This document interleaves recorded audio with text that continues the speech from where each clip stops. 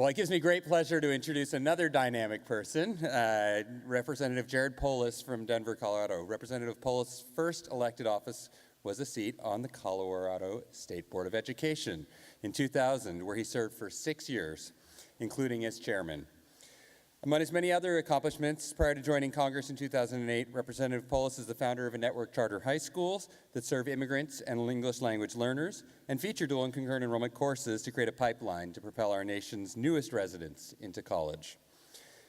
In Congress, Representative Polis serves on the Elementary and Secondary Education Subcommittee of the House Education and Workforce Committee. And based upon his school's successes in Denver, he crafted an amendment to the Every Student Succeed Act to allow Title III English language learning funds to be used for dual and concurrent enrollment courses and early college high schools. Notably, this was one of the few amendments to pass during the conference committee markup with bipartisan support. Representative Polis is one of two House co-leads on the Making Education Accessible and Affordable Act, bipartisan legislation that would allocate a portion of the existing Higher Education Act innovation funding stream to provide grants to dual and concurrent enrollment and early college programs. We're lucky to have such a strong advocate for our programs in Congress. It is a great honor that he chose to join us today. Please join me in welcoming Representative Jared Polis to the podium.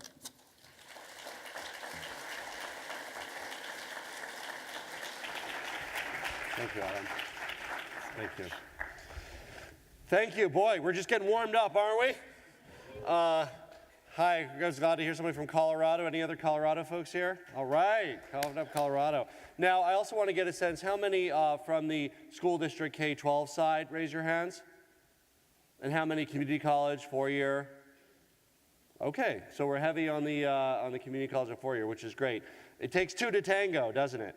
And it truly does, especially in our decentralized system of education governance, both higher ed and quick K-12. It takes willing partners and thoughtful dialogue on both sides to make it work. I'm glad Adam mentioned a little bit about my own education background, having started several charter schools and served 6 years on our State Board of Education, and now being a father of a 6-year-old and a 3-year-old, bringing it a little bit closer to home.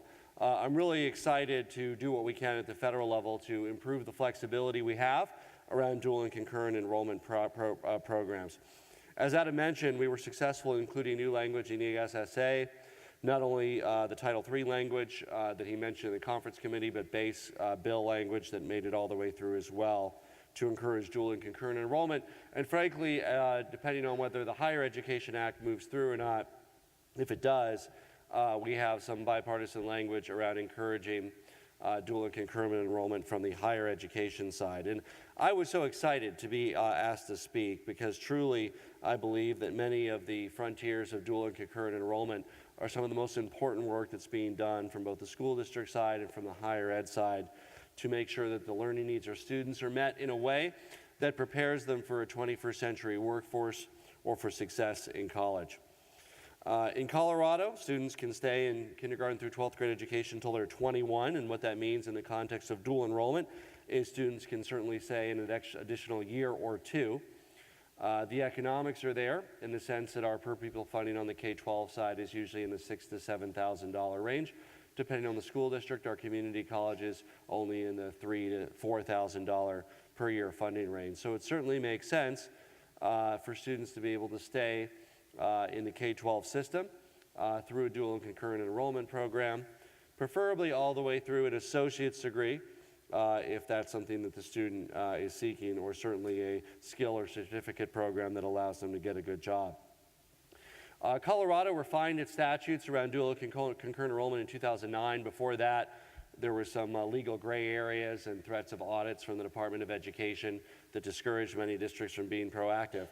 But in 2009, the legislature put parameters around it, and really today across our state, we're starting to see the potential. Throughout our state, there's opportunities for students to enroll in early college high schools or take courses for community college credit with the goal, not yet realized, of it being fully aligned and transferable to the requirements of our 2-year community colleges, and yes, also aligned and transferable for those students who want to continue on to get a bachelor's degree at one of our fine universities. I've had the good fortune to visit a number of the dual and concurrent enrollment programs in our state firsthand. Last year, I visited Colorado Early College, which is a charter school with several locations across our state.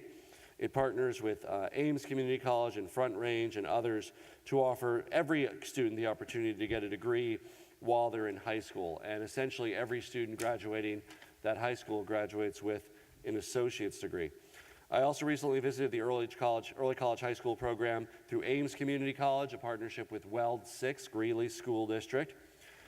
Similar to Colorado Early College, the program at Ames allows its students, about 400 students representing the same demographics of the district in terms of Title I and minority, to receive a high school diploma and an associate's degree at the same time.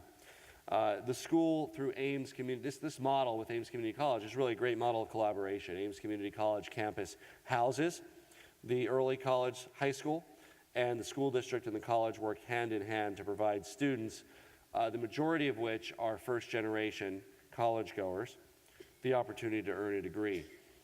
Ames and the school district even coordinate with the city of Greeley to provide transportation for students. And that's something that's often an overlooked barrier in dual and concurrent enrollment programs. And of course, there's several ways to deliver dual and concurrent enrollment programs, in addition to the one concept which Ames does of bringing essentially high school students to a community college campus. We also have models where community college professors teach at high schools and deliver courses. We also have a model where high school teachers are cross-credentialed to be able to deliver community college courses. And finally, of course, we have online, which for particularly many of our rural and remote communities remains the only viable way of delivering dual and concurrent enrollment options. Another school district up our way in Colorado, Thompson School District in Loveland, has an extensive career and technical program. Students can take courses in welding, culinary, entrepreneurship, to name a few. There are joint credit courses through Front Range Community College, generally through school district teachers that are cross-credentialed. Thompson Valley has a policy, and for those of you here from the school district side, I'd like to highlight this as a best practice, that every student takes at least one dual enrollment course by 2018. School districts can actually build that into their graduation requirement to make sure that every student at least tries this particular pathway to see if it works for them. In Colorado, students who take dual enrollment courses in the studies that we've done have shown that they're more likely to go to college and also more likely to stay in college. And of course, dual and concurrent enrollment programs are of particular value to low-income and first-generation students.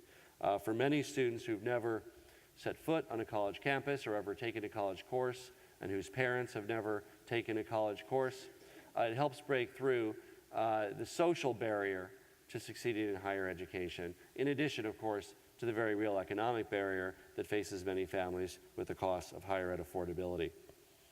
You know, when I visited the early college high school near Greeley at Ames, the students couldn't wait to show off their college IDs. Even something like a school ID, a college ID, helps break through to a first-generation college student that this is something that they can do and that they belong on a campus environment. That's why I'm so passionate about dual enrollment. It's really a meaningful part and a growing part of public education, an important part of breaking down those artificial barriers that we set up between 12th grade and 13th grade and 14th grade, and something that we can do to facilitate a smooth transition for all students to make sure that they have the skills they need to succeed in a 21st century workforce, and if they do choose to go on to a four-year university, save them both time and money. Now, while many schools in Colorado, just like across the country, offer dual and concurrent enrollment, sadly, not all students, indeed not even the majority of students, have access to strong dual concurrent enrollment programs. Particularly in rural Colorado and rural America, it can be different to find a 2- or 4-year community college nearby. And of course, with the community college articulation zones, it also requires a community college like the ones who are here who wants to partner, who's proactive about partnering with school districts in the area. So thank you for being here. We also need to do more to support educators, especially those teaching in high school, finding a realistic pathway where they can be cross-credentialed with local community colleges. Several schools have told me that credential requirements are often a barrier, particularly if they go above and beyond the qualifications that community colleges require of their own instructors. That may mean using innovative education models like competency-based education to help educators earn the credentials they need while they continue to teach in the classroom. There's also an opportunity at the policy level here in Washington. Early this year, as Adam mentioned, I reintroduced the Making Education Affordable and Accessible Act, which supports the creation and expansion of dual enrollment programs. Grant funds can go towards tuition, transportation, books, or whatever the system determines the needs are. Oftentimes, dual enrollment programs are seen as being run through our K-12 education system. In reality, they're truly a partnership, and in many ways, I'm glad to see so many more members of the higher education community here today, because for too many in the higher ed community, K-12 is really a black box. It's hard to understand what occurs underneath the covers. Oftentimes, dual enrollment is seen as strictly a program of K-12, but we need to encourage the very kinds of partnerships that you who have been proactive here today are seeking to form.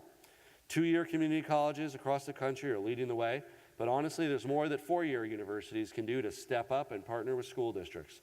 The Making Education Affordable and Accessible Act is a way to do exactly that. We also need to make sure that when we have a four-year university, a community college, and a school district, that the courses are aligned and transferable for those students who get a community college degree and then transfer to a four-year university, so they don't need to repeat any time taking courses, and then the courses that they took count towards their four-year degree as well as their two-year degree. And finally, we should be advocating for policies that help students across the higher education community, especially dual enrollment students. An example of something we're working on is reducing textbook costs. The average college student spends about $1,300 a year on textbooks alone. That's after room and board and tuition. For dual enrollment students, textbook costs make the difference between enrolling in a course or not, and often because school districts will cover those costs, it can make the difference between whether a partnership between a community college and a school district makes economic sense or it doesn't. Well, we can't let textbooks get in the way. There are solutions. Open source textbooks, which are similar to traditional textbooks but openly licensed, free to use, either online or can be physically printed only at the cost of production. And as dual enrollment advocates, it's also important to advocate for policies like encouraging open textbooks that have a strong benefit for making dual enrollment work as a partnership for both sides, higher ed and K-12. I want to thank all of you for being here and taking these steps to show and learn about the importance of dual and concurrent enrollment. I hope that every community college, every four-year institution across the country begins and pursues real discussions with all of the school districts in their articulation areas about what a meaningful dual and concurrent enrollment program looks like. Giving students the opportunity at no or very little cost to earn transferable and aligned college credit towards a degree or towards a skill certification while they're in high school is an absolutely critical part. Not just from an economic perspective as a country of making sure we have a 21st century workforce, but in transforming the lives of first-generation college-goers who might never be able to attend a single class at a community college absent the seamless transition and the low, if any, costs of a dual and concurrent enrollment system. I want to thank each of you for doing the work that you're doing. Attending this conference is a step. Going back into the field and forging and making these partnerships work is the next step.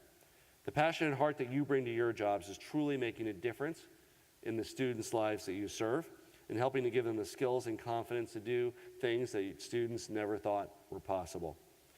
Thank you for being here. Thank you for inviting me to join me. I'd be happy to take a few questions.